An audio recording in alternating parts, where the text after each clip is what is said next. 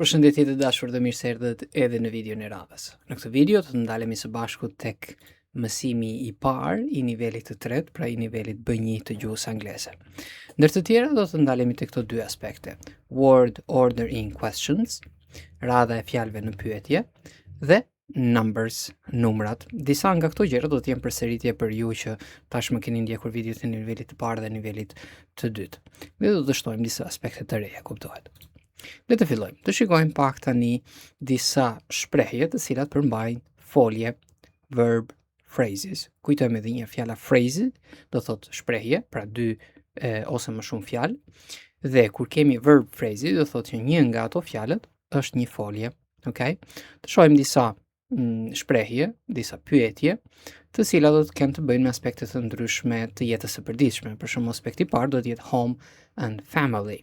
Shtëpia dhe familja. Për shembull, pyetje të tilla si where are you from? Nga je, nga jeni. Where were you born? Ku ke lindur? Pra kur duam të dim vendin e lindjes. Where do you live? Ku jeton? Do you live in a house or an apartment?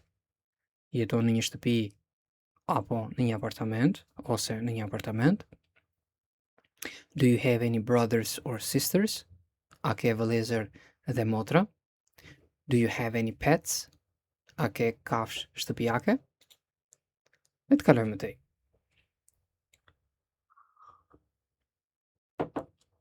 Aspekti i dytë do të ketë bëjë në lidhje me pyetje që mund të bëjnë në lidhje me profesionin dhe studimet, job and studies. Okay? Për shembull, what do you do? Kujtojmë edhe një herë që ne në shqip e bëjmë pyetje më të drejtë për drejtë, çfarë punë e bën, kurse në anglisht preferoj të themi what do you do? Okay, që është pak më e përgjithshme, por që e bëjmë me kontekstin e idenë se me çfarë merret personi. Ose pyetja e radhës, where do you work? Ku punon? Do you like your job? A pëlqen punën tënde? What do you do? Më falni, what do you study? Çfarë studion? What school or college or university do you go to? Kur duam të dim se në cilën shkollë, kolegj ose universitet shkon personi. What year are you in? Në çfarë viti je? Can you speak any other language? A mund të flasësh edhe një gjuhë tjetër? Ose a flet edhe një gjuhë tjetër? Which? Cilën? Where did you learn or where did you study English before? Pra, ku mësove ose ku studiove anglisht më përpara? Të shikojmë disa pyetje të tjera në lidhje me free time, kohën e lirë. Për shembull, what kind of music do you listen to? Çfarë lloji muzike dëgjon? Do you play a musical instrument? Which? A luan një instrument muzikor? Cilin? What TV shows do you watch? Çfarë shfaqjes televizive ti shikon? Do you play any sports? Shikoni që në klapa këtu kemi dhe do, sepse mund të përdoren të dyja. Në disa raste, disa aktivitete sportive shoqërohen nga folja play, dhe disa të tjera shoqërohen nga folja do. Pra, a luan ose a bën ndonjë sport? Which one? If the person answers yes, nëse personi përgjigjet po, mund ta pyesim which one, cilin. What kind of books or magazines do you read? Çfarë lloj librash ose revistash ti lexon? How often do you go to the movies? Sa shpesh shkon në kinema? Dhe pyetja fundit për këtë aspekt, what did you do last weekend? Çfarë bëre fundjavën e kaluar, fjalë për fjalë fundjavën e fundit. Okay? Tani, për të praktikuar, mund të ndaleni videon tek çdo grup pyetjesh dhe të mundoheni të jepni një përgjigje. Okay? Për shembull, what kind of music do you listen to? I listen to rock or to pop music or jazz. Okay? Dhe kështu me radhë mund të praktikoni duke përgjigjur pyetjeve, të gjitha pyetjeve. Le të kujtojmë edhe një herë pak word order in questions. Okay? Pra radha e fjalëve në pyetje. Kujtojmë edhe një herë që në gjuhën shqipe ne mund të ndryshojmë pozicionin e fjalëve në një fjali, por mund të mjaftohemi edhe thjesht duke ngritur zërin në fund, drejt fundit të pyetjes dhe tjetri të kuptojë që ne po bëjmë një pyetje dhe jo thjesht po pohojmë diçka. Tani, për sa i përket tonit dhe volumit në pyetje, edhe në gjuhën angleze ekziston, por gjëja kryesore që ne kuptojmë që tjetri po bën një pyetje është mënyra e vendosjes së fjalëve, pra ndryshimi i pozicionit ose shtimi i fjalëve ndihmëse, të cilat ne në anglisht i quajmë si auxiliary. Një prej tyre është edhe folja do. Okay? Tani të shikojmë pak aspektin e parë. Questions with do, does, did in simple present and simple past. Kujtojmë edhe një herë që do, okay, që merr kuptimin bëj kur e përdorim si folje kryesore. Në kohën e tashme të thjesht ndryshon në does për he, she, it dhe në të kaluarën e thjesht do të ndryshoj në did. Mënyra se si ne formulojmë në pyetje pohore, negative, mohore pra, është e njëjtë në të tre aspektet, në të tre ndryshimet, okay? Pra, cila do të jetë radha? Radha do të jetë e tillë. Nëse do të kemi question words, where, when, what, why dhe kështu me radhë, ato gjithmonë do të jenë të parat. Pastaj do të vinë ndihmësja, auxiliary, do, did, does, did, varet në cilë formë është. Do të vi subject, subjekti, personi për të cilin po flasi, mund të jetë një përemër, mund të jetë emri specifik i personit, mund të jenë fjalë të cilat flasin për subjektin. Dhe pastaj do të vi folja që e cila do të jetë në base form. Okay? Dhe mbas foljes pastaj pjesa tjetër e fjalëve që për momentin nëse arrim deri këtu jemi okay. Okay? Tani pse specifikojmë në base form? Kujtojmë edhe një herë që në kohën e tashme për he, she, it folja do të marrë s në formën pozitive. I speak English, he speaks English. Në shikoni, kujtojnë edhe një herë, he speaks. Okay? Do të marrë s. Okay? Por kur kemi pyetje, s-ja bie, pra folja do të kthehet në base form. Does he speak English? E njëjta gjë ndodh edhe me të kaluarën. Kujtojmë edhe një herë që në të kaluarën, në formën pohore, pra pozitive, do të ndryshojmë foljet. Dhe kemi thënë që kemi dy grupe foljesh. Kemi folje të rregullta që marrin ed dhe kemi folje të parregullta që ndryshojnë. Pastaj ato duhet i kujtojmë në mënyrë specifike. Okay? Për shembull, I worked at a big company last year. Worked. Work është folje rregull dhe unë shtova ed, pra unë punova, kështu që tjetri të kuptoj që unë po flas për të kaluarën. Pra vetmi ndryshim që bëjmë në formën pohore, në formën pozitive, është folja që do kthehet në formën e kaluar, okay? Por kur kemi të bëjmë me pyetje edhe këtu, did you work for a big company?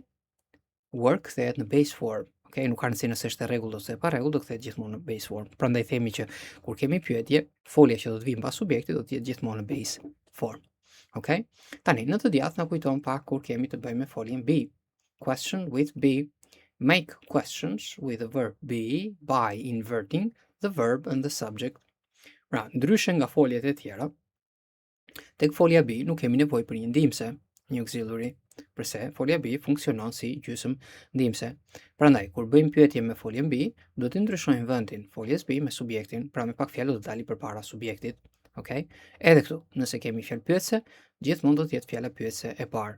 Okay? Pastaj folja be, pastaj subjekti, pastaj pjesa tjetër e fjalëve që mund të jenë mbiemra, mund të jenë emra të tjerë, mund të jenë ndajfolje dhe kështu me radhë. Okay? Të shikojmë edhe një herë shembujt që përmendëm. Kalem përsëri tek foljet, pyetjet me fjalën ndihmëse do. Do you live with your parents? A jeton me prindrit e tu? Did you take a vacation last year? A more, pra bëre një pushim vitin e kaluar? Where does your sister work? Ku punon motra jote? When did you start studying English? Kur fillove të studiosh anglisht?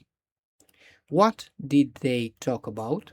Çfarë folën, ose rreth çfarë folën ata, ose edhe më thjesht në shqiptar çfarë folën ata.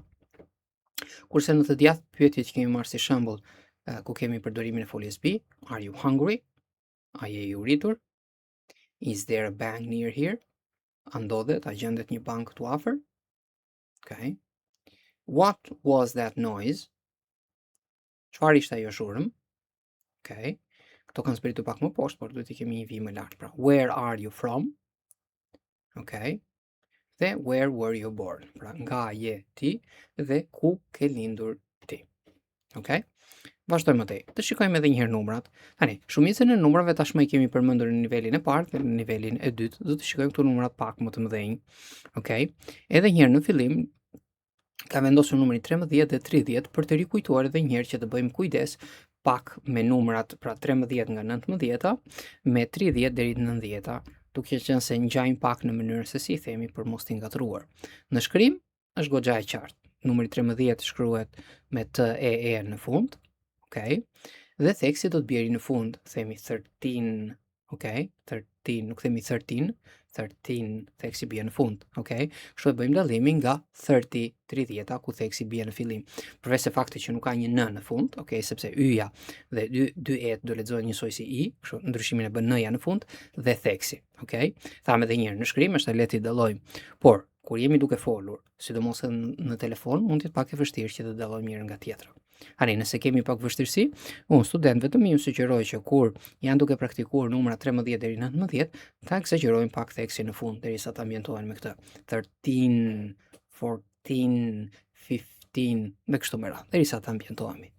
Pastaj numrat e radhë janë relativisht të thjeshtë, do themi numrin e plot, për shembull kemi 76-ën, 70 dhe pastaj do shtoj numrin që vjen pas saj, pra 76, 76, e njëjta logjikë si në shqip. Kur kemi numrin 100, mund të themi ose mund të themi 1, pra 100, 100 është e njëjta gjë. 150, 100 and 150. Këtu kemi një gabim të vogël, do të jetë u. Okay, në vend të is, pra 150. Kujtojmë edhe një herë që përpara numrave 10 shifror, pra nëse ne kemi një numër tek 1, 2, 3, 4, 5, ose nëse kemi numra 10 shifror, pra 10, 15, 20, 50, 76, nuk ka rëndësi, okay, ndërmjet qindsheve dhe këtyre do të vendosim and, pra 150, okay, nuk themi 150, okay, e njëjta gjë edhe 375, 375, shikoni, and 75, okay, e njëjta gjë ndodh nëse kemi 1075, 1075, okay? Pastaj 600, 600, e njëjta logjikë vazhdon edhe me numrat e tjerë. 1500, edhe këtu mund të preferojmë të themi 1000 or 1000, është e njëjta gjë, edhe pse unë kam vendosur vetëm 1000, mund të themi edhe 1000, pra 1500. Ndërmjet misheve dhe qindsheve nuk ka nevojë të vendosim and, pra nuk themi 1500, themi direkt 1500, 1500. 2000, okay. 10,500, 10,500. Okay. Ka kishim për këtë mësim, edhe pse teknikisht mësimet e nivelit B1 dhe siç shtikojmë ato të B2 janë relativisht pak më të gjata, I kam darë në 2 pjesë në përgjithësi mësimin, ose edhe 3 pjesë ndonjëherë nëse është nevojshme, që kështu të jenë pak më të shkurtra videot dhe ta keni më të lehtë që t'i ndiqni. Por gjithsesi, niveli me kalimin e kohës do të jetë I plot njësoj si niveli A1 dhe A2. Ju falenderoj edhe një herë për vëmendjen dhe dëgjohemi në videon e radhës.